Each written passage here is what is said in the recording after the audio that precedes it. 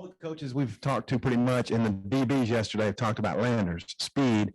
How fast is the guy, and just what has he added to you so far? It's just different when you got a guy that long, that tall, that fast, and can track the ball well, and he's added to our room something different, and I actually think it's picked up other guys as well, to say, hey, look at that, and he's jumped into it. He's eager to learn every day, and he's getting better and better every day as he learns and know how we do things.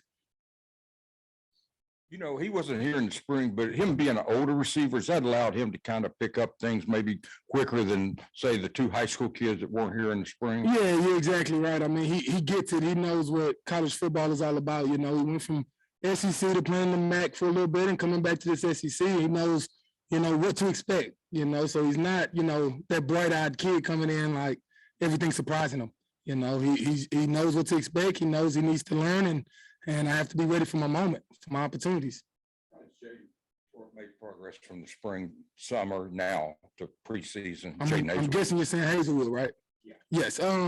Man, tremendous. I think that's a guy that's going to see a lot of success throughout the season, and looking forward to it. Just a really, really smart guy who understands ball, knows what you're trying to get done, and every day he's getting better and better. Go down the list. Keytron, obviously he came to Arkansas kind of raw, but a lot of physical ability. What are your thoughts on him? Man, a guy I'm just excited to see. It's kind of the theme of the room of just being consistent, being who we are, and competing your butts off, and that's what Keytron has done. I mean, since he stepped on campus last spring, and man, the jump that he's made to now, it's awesome to see. He's such a good dude that he's going to say yes sir to anything you say and try to go get it done, try to go execute it. And, those are the best players, the ones that can hear it, see it, and actually translate it to the field. So he's that kind of guy, and he's doing that, and he's reaping the benefits from it right now. This is probably a way off question, but at some point you got to kind of pare it down to 6-7 guys you're going to travel with, and you're going to say these are our 3 starters right here who play the most. At what point in camp does that start to kind of? Is that for the end of camp? Or? You want to see these guys competing at least in live ball. We haven't even had a scrimmage yet, so it's a little tough. But, you try to move guys around, get guys reps. Guys that don't get a chance with the ones, and you see them doing good things with the later half of the groups, you get those guys up and go see what they got, see what you got. So, like I said, the competitive nature of the room right now is so awesome that everyone's competing their butts off. And after a while, hey, the best ones play, and it's all about that execution, right? It's execution. It's a production-based game. Either you win or you lose. So either you got the job done or you didn't, and who's getting that job done more often, those will be the 3 on the field. And like you say, there always will be a rotation. So it's no reason to hang your head because you're not one of those 3. Just be ready to wait when your number's called, and usually you get that opportunity. If you're handling your business, you get that opportunity. And when that opportunity comes, you got to take advantage. Can't be that guy soaking and not ready for it. Kenny, I apologize. This has been asked. You started a little early. I walked in. Isaiah Satania, what have you seen from him since he came here in the summer? And Sam was talking the other day about his ability to pull away, the pull away speed. How much does that type of natural talent help him maybe bridge the gap from not being here in the spring? I mean, that's what we want to do. This type of things that he's really, really good at with his track background. I mean, he's the kind of kid that he does the things that we want to do, having a really, really, really good run game. When you stick that ball in the gut of the running back, you get one-on-ones on that perimeter, and you need guys that can go stretch the field, and he does that. A very, very smart kid that's picking up on things, learning very fast, a guy that is definitely a guy that we're looking at to keep pushing, keep competing his butt off. And it's kind of that freshman class as a whole, all 3 of them with McAdoo and Sam Baca, they all just compete their butts off, man. They're ready to learn. They're yes sir, no sir guys that step on the field and try to do exactly what you say. And I mean, everything you teach them, it's I won't say new to them, but it's something that they're trying to get down, and whether if they get it down that day, they're still have to practice 15 minutes to get it down or whatever it is. And you can just see the want out of those guys. So as a coach, man, you just love to have those kind of guys who want to be great. So it makes me want to be even better for them as a coach. Track, he just faster than anybody else on the field. I wonder, how does it compare to the other receivers from what you've seen? Yeah, I mean, it's different, track speed is different, and a young guy coming in doesn't have all that taxing on his body, you know. So he's right now, I mean, he's running by it a lot of guys and things, and that's what he has to do. So we'll keep progressing him, keep giving him a chance to compete, and keep watching his thing. Coach, I want to get your thoughts on the other two freshmen. First, Sam Bakke. What have been your first impressions of him, what he brings to the table? Man, eager guy. I mean, texting you at night, texting you in the morning, wants to know what he needs to do, what he needs to correct, things of those natures. So he's just a guy that you can tell, like I said earlier, he just wants to be great. And any guy like that, he makes a coach even better because I want to be great for him. You know, so he's the type of guy, he's tough, very tough. And he's not scared to go throw himself in there in the fire and make a mistake. You know, I tell guys all the time, if you're going to make a mistake, do it 100 miles per hour. It's my job to fix it. I can't fix effort. And he's like the epitome of that, a guy that's going to go hard. And I can coach him all day, every day. With Quincy, he was able to go through spring ball with y'all. Can you tell a difference now that he's already gone through that and kind of been there, done that? 100%. I mean, it's easy to see he was a guy that came in early, got the good grasp of the offense. Obviously still learning, you know, he's still in that learning curve progress to where you can tell once that kid gets it down, I think he's going to be an animal.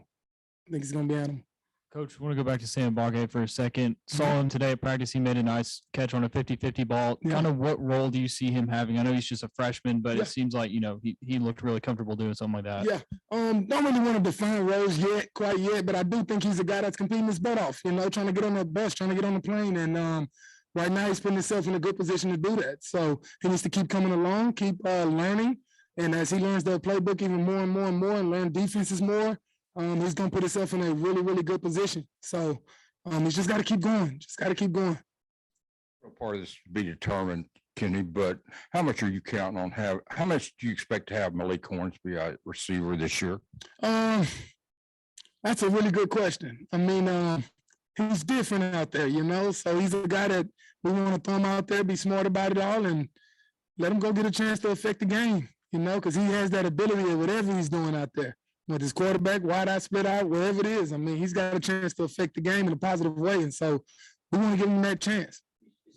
I just feel like he's too good to be standing on the sidelines. I mean, because KJ, if he's not hurt, is going to get probably all the snaps. Yeah, that's how I feel right now. And we feel right now it's just as if he's a guy that he can't sit over there and watch. You know, he has to get a chance to go affect the game. And we want that chance for him. Coach, approximately how many reps is he getting with you guys in practice at wide receiver, Malik?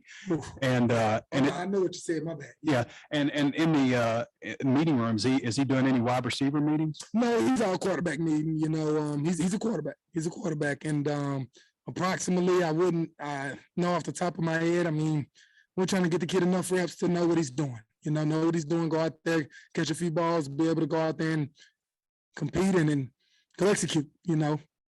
You're finished on you're focused on the finish of the pass, but I was curious your opinion on in being a former quarterback, your opinion on how KJ has looked and his progression since last season, since the spring, and also Malik, how he's progressed at quarterback. I start with KJ first. Just number one, I thought mindset wise, man, just a guy that came out and you could tell his comfortability in being a leader. You know, he's a starter for a year now. You know, you can see it.